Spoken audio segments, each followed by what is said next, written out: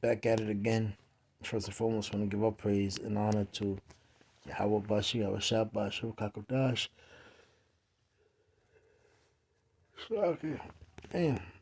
I want to give double honor to the apostles, our beloved elders who teaches us, and that is our teachers. I want to I want to say peace, blessings, salutations to the hopeful elect. This is Shakar Karaf of GMS Virginia, back at it again. Lordsville, you're edified. This is the Jeremy Hill Show. I watch this guy a lot. He brings out a lot of good points on the so-called nigger woman, the so-called black woman here in America. Starting with our elders on down. The whole notion has always been, the plot, the strategic plan to destroy the so-called black woman. You got to realize these so-called black mothers and grandmothers of ours has really destroyed this nation of ours.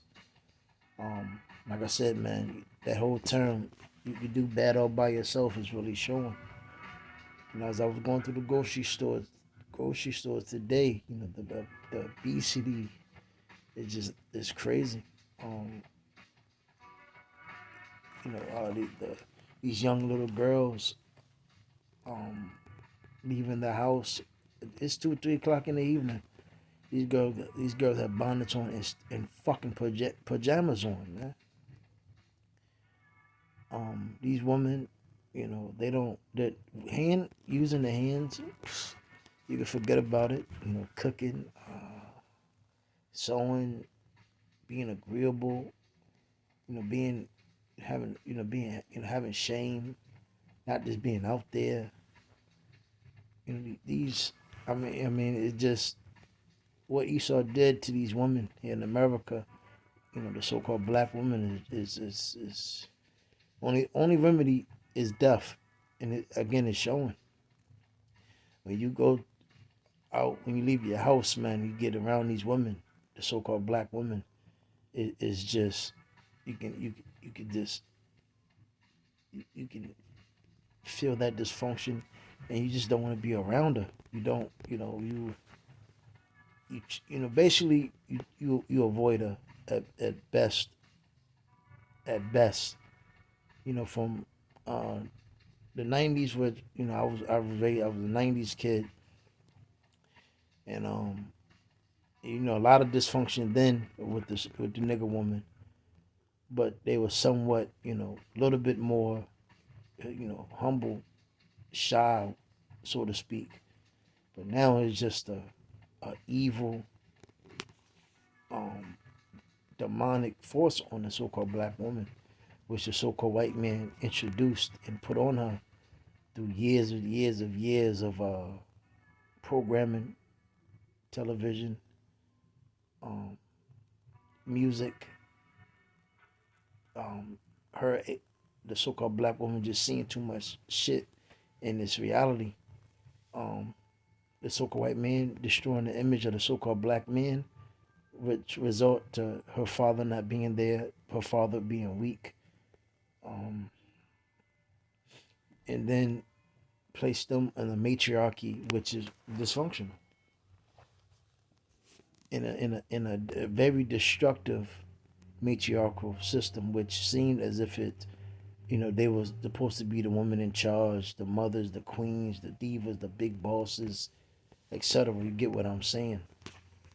But in the end, it led to what you see today, dysfunction, and this is why even the so-called black boys, is just they have to go too, because these women have raised these kids, and Esau has given the light, being single mothers, going back to even the brothers were speaking about this. When every time you go to something what had to do with a family or some type of structure, they always showed the so-called black woman as being single with her baby. When you look at other nations, this man, the so-called white man, he had his woman and his kids, and it was, he was basically, he was in charge. But again, matter of fact, let me see if I can Pull that. Bear with me one moment.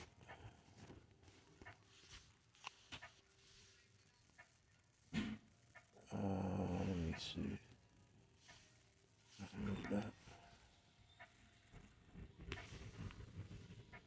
Let's look it up. Black. And we're going to see what comes up. Because this has been the image that's been pushed all throughout the years and years and years of indoctrination. And this has been the sole focus. And, even, again, man, bros know what I'm talking about. When you out and about in this world, this was the image they always pushed. They never showed a father or man in the household. And if they did, it's always some old borderline weird looking Jake, just like this. Some old weird, it's just fucking weird, man. So going into Sirach 26, ultimately we know. I'm gonna start at verse 5. Well, I'm start at verse 26. No, Salak, I'm gonna start at verse 1. Sirach 26 and 1. The husband of a good wife is a fortunate man. He will live twice as long because of her. A fine wife is a joy to her husband. And this is in the GNT. And he can live out his years in peace. A good wife is among the precious blessings given to those who fear the Lord. Whether such men are rich or poor, they will be happy and always look cheerful. And ultimately, in the kingdom, this is where we're going to get our wives. But here on this side, man, there's no such thing as the perfect husband, daddy of the year, trying to be this old faithful. I actually saw I saw Corey Holcomb yesterday. He came to the Richmond Funny Bone. Hey, that dude's a legend. Um, but he said something that was funny as hell and dearly. He said something. He was like, "Yo, faithful men, the faithful dudes make gay babies," and that shit had us dying, man. Me and the brothers went there. Um, no such thing as this old perfect thing. Trying to be like the Joneses, etc. You know what I'm saying on this side? Because again, you always got to remember we are at war, and our woman has been put against us. So it says, verse 5, there are 4 things that scare me. Vicious rumors spread around town. And a lot of rumors was spread around town amongst the men of our nation. And due to the fact that the image of the so-called black man was tainted, thus leading to the fatherless homes. A gathering mob, false accusations. These are worse than death, but a woman's jealous of another woman that causes heartache and grief. Her tongue lashes out at everyone. And that's another thing too. Esau put our women against each other. Thus, you'll never see sister wives, men having more than one woman, polygamy, and you will never see that a woman will, basically, the times we're living in now, everybody will sit there and say anybody can love whom they want, whom they feel, whom makes them happy. They even talk about the alphabet community about these things. Anybody can love, da da da, whatever. But when you say a man can have more than one woman, it stops right there. 1,000 words, slaughter. Oh, if a man could do it, why can't we do it? A bunch of slaughter and accusations. But mainly, these women of ours are jealous. That's why these women constantly, as soon as you leave the house, they're constantly thinking that you screwing some other woman. But that's how Esau narrated and set it up in these movies. Insecurities, emptiness, a lot of those, how you say, they would show a man that got it together. the woman to be at home, and this man to be some old tyrant or however, and he just got all these women. He's a womanizer, and then eventually he kicks the other chick out that's at home and makes her, uh, you know, she don't have nothing. She really depending on the guy, and then he just kicked her out because of some other woman, and that's what they've been doing. They've been doing that for years. I'm pretty sure the bros that's older can remember those old stories, etc. And again, man, you saw that fucking Hollywood and America, because it's funny. Um, living here in America, they always show you know happiness. Even the YouTube ad commercials. Just everything. It just shows you know this old life of just laughter and pleasure and happiness, smiles and good times. And that's the illusion that America puts out there, because again, this is a so-called first world country, and it conquered, and it has never been touched. And how can you say basically that wine and that mischief, that Esau pushes out there? But here it is. This is the most wickedest and most evilest kingdom by far. But again, it's people are so corrupted and been blinded by this place that the illusion is happiness. But here it is. This whole land is bloody. Women are lost, men are lost, and children are lost. And through this dysfunction, that's where Esau rules. So it says, and again, that's why, these women, them being, the so-called black women being, mad at the other so-called black women, the so-called Puerto Rican women, and you see it because these women they getting at the so-called Filipino woman, because the men are going over there, following them over there as well, but and that's why it's just a bunch of bitterness. you know I remember, I never forget, a woman like that, women like this in other countries, they don't act like that, man.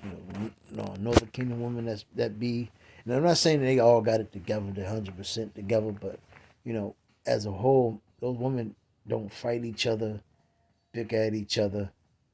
Me and the brothers and big mother and the brothers from Mississippi know what I'm talking about, man. Me and we was all over another country. We made a little how you say we made a little spiritual or how you say, damn, what's the word? We try to we did a spirit we did an experiment to see something. But hey, it's not like what you would see here. If a bunch of women get together, man, a fucking fight might break out, or it'll be those women will try to sit there and try to plot dirt and evil on their men. So it says, if your daughter is determined to have her own way, and that's and it's crazy because that's something that you're supposed to go against. But Esau has taught the mothers, grandmothers, to really go their own way. And that's why these girls are always talking about education, going to college, leaving the house, getting their own shit, their own house, their own sort of thing, their own car, their own money, their own house, so they won't have to be underneath nobody's rules. They don't have to somewhat listen to somebody. But deep down inside, you listen to your boss, you listen to master at work. But again, just explaining this and seeing, just explaining the logic behind this, they can't see these things. But it said, keep a close watch on her. But again, the mothers, the so-called black mothers, they push them to be by themselves and don't have a watch on her. It said, if you don't, she'll take advantage of any chance she gets. And that's really, and they push that, man. The so-called black women, these mothers have pushed that, use what you got to get what you need. You got to have fun, girl. So basically, these mothers have taught the advantages, man. Leisure, pleasure. You got to figure yourself out. Girl, sometimes this and that. You just got to go out there, put yourself out there. You say, and don't be surprised if she disappoints you. And that's why a lot of them, majority, they crash and burn. You know, she'll spread her legs anywhere for any man who wants her, just as a thirsty traveler will drink whatever water is available.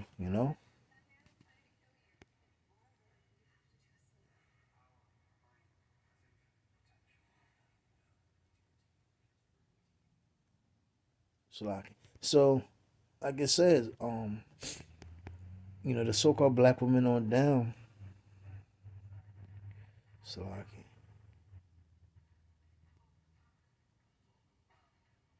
It's like I was reading something else. Yeah, these women are women. They're not taught to be gracious, man. They're taught to just have an evil eye. These bitches are evil. The so-called black woman is fucking evil. She's envious of, the so-called black man. And she's been deliberately put against them because Esau wants this dysfunction. So it said, a gracious wife is her husband's delight. But do these women teach their daughters to be wives? No. They teach their daughters to be whores and do bad by themselves. And they teach them to be rebellious and not to listen. Her abilities become hey, I have sisters. I have three of them. And none of them was taught to be a wife. None of them. I'm pretty sure all of us have some type of women in our households. And let me know, were they taught to be wives? Were they ever taught to submit to their husband, not to cheat, not to mess around, not to creep, not try to take charge and humiliate, manipulate, play little semantic play games, you know. Hey, just like that book, Shahrazad Ali. She did. That shit was on point. What is it? The black man understanding of the black woman. You know. But this is the wife who doesn't talk too much. Oh, the slog, it says, her abilities make him a stronger man. See that? So a gracious wife is her husband's delight. Her abilities make him a stronger man. But this dysfunction, the so-called black woman being a whore, slut, the worst thing ever. Like again, this go back to the Jeremy Hill show. That's why these so-called black men are lost, man. They're fucking, they're feeble. But that's how remember, it goes back to we are at war. And this is the strategic plan. We are at battle. We're in the battleground, battlefield, you know. And, the prophets through Yahweh Shah, we're making a battle cry, you know.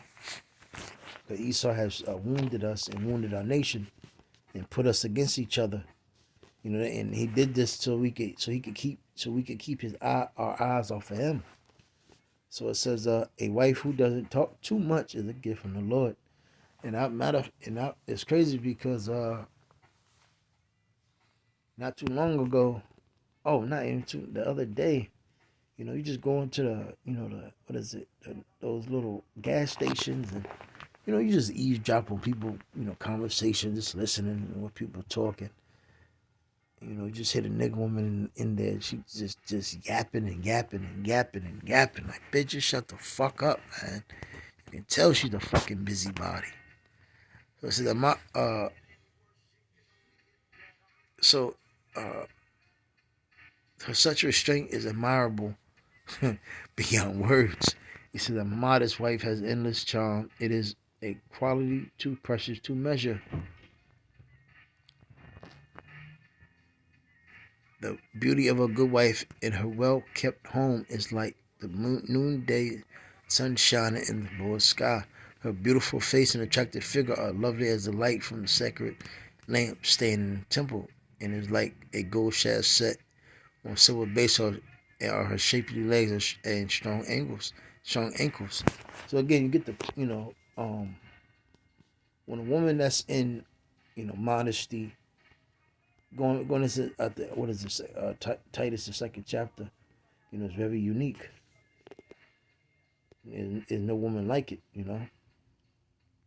But these women today, man, bitch gotta die.